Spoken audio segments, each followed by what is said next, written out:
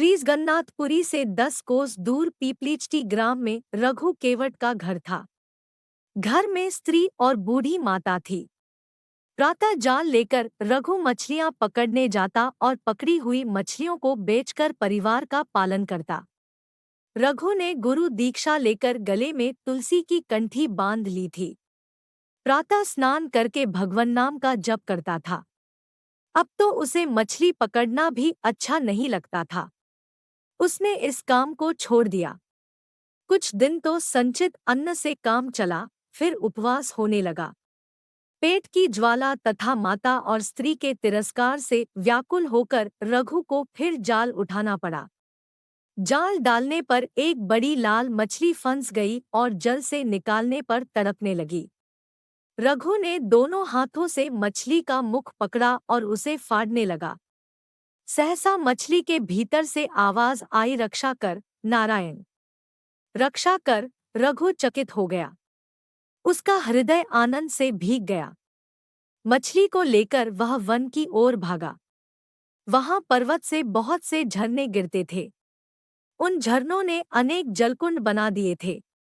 रघु ने एक कुंड में मछली डाल दी। रघु अपनी माँ और पत्नी की भूख को भूल गया। वह भरे कंठ से कहने लगा, मछली के भीतर से मुझे तुमने नारायण नाम सुनाया। मैं तुम्हारा दर्शन पाए बिना अब यहाँ से उठूंगा नहीं। रघु को वहां बैठे बैठे 3 दिन हो गए। वह नारायण नारायण की रट लगाए था। एक बूंद जल तक उसके मुख में नहीं गया। भगवान एक वृद्ध ब्राह्मण के वेश में वहां आए और पूछने लगे, अरे तपस्वी, तू कौन है? तू इस निर्जन वन में बैठा क्या कर रहा है? रघु ने ब्राह्मण को प्रणाम करके कहा, महाराज, मैं कोई भी हूँ, आपको क्या? बातें करने से मेरे काम में विघ्न पड़ता है। आप जाएं। ब्राह्मण ने तनिक हंसकर कहा, मैं तो चला जाऊंगा, पर तू सोच कि मछली भी कहीं मनुष्य की बोली बोल सकती है। रघु ब्राह्मण की बात सुनकर चौंक उठा। उसने समझ लिया कि मछली की बात जानने वाले ये सर्वज्ञ मेरे प्रभु हैं। वह बोला, भगवन, सब जीवों में परमात्मा ही है, यह बात मैं जानता हूँ। मैंने जीवों की हत्या की है। क्या इसलिए आप मेरी परीक्षा ले रहे हैं? आप नारायण हैं। मुझे दर्शन क्यों नहीं देते? मुझे क्यों तरसा रहे हैं? नाथ। भक्त की प्रार्थना सुनकर प्रभु दिव्य चतुर्भुज रूप में प्रकट हो गए और वर मांगने को कहा। रघु ने हाथ जोड़कर कहा, प्रभु, आपके दर्शन हो गए, फिर अब मांगने को क्या रहा? परंतु आपकी आज्ञा है तो मैं एक छोटी सी वस्तु मांगता हूँ। जाति से धीवर हूँ। मछली मारना मेरा पैतृक स्वभाव है। मैं यही वरदान मांगता हूँ कि मेरा स्वभाव छूट जाए। पेट के लिए भी मैं कभी हिंसा न करूं।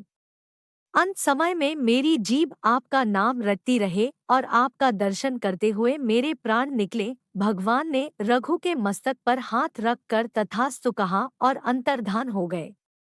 वह घर आया तो गांव के लोगों ने उसे धिक्कारा कि माता और स्त्री को भूखा छोड़कर कहाँ गया था।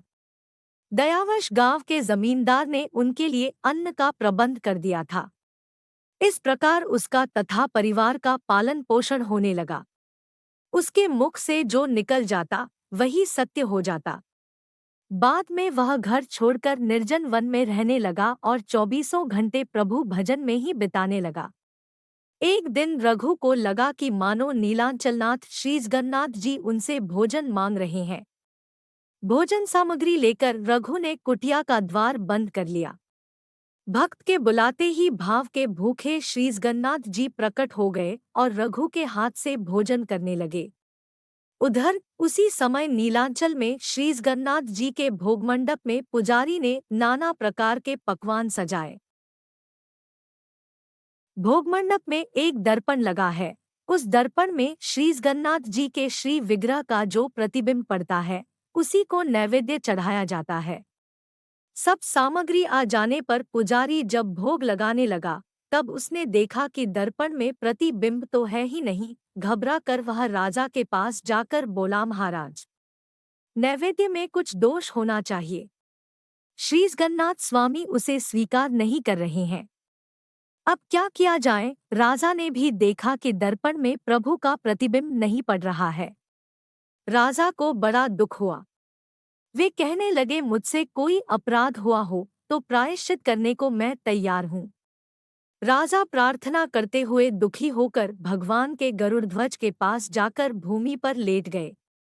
लेटते ही उन्हें नींद आ गई। उन्होंने स्वप्न में देखा कि प्रभु कह रहे हैं, राजा, तेरा कोई अपराध नहीं, तू दुखी मत हो। मैं नीलाचल में था ही नहीं तो प्रतिबिंब कैसे पड़ता? मैं तो इस समय पीपलीचटी ग्राम में अपने भक्त रघु केवट की झोपड़ी में बैठा उसके हाथ से भोजन कर रहा हूँ। वह जब तक नहीं छोड़ता, मैं यहाँ आकर तेरा नैवेद्य कैसे स्वीकार कर सकता हूँ? यदि तू मुझे यहाँ बुलाना चाहता है तो मेरे उस भक्त को उसकी माता तथा स्त्री के साथ यहाँ ले आ। यहीं उनके रहने की व्यवस्था कर।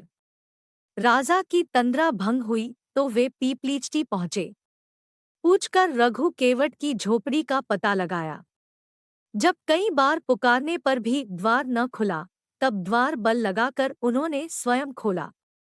कुटिया का दृश्य देखकर वे मूर्तिवत हो गए। रघु के हाथ में अन्न का ग्रास दिखाई देता है, पर ग्रास लेने वाला मुख नहीं दिखता। सहसा प्रभु अंतर्धान हो गए। तभी राजा को देख उसने उठकर राजा को प्रणाम किया। श्री जगन्नाथ जी की आज्ञा सुनकर रघु ने नीलाचल चलना स्वीकार कर लिया। माता तथा पत्नी के साथ वे पुरी आए।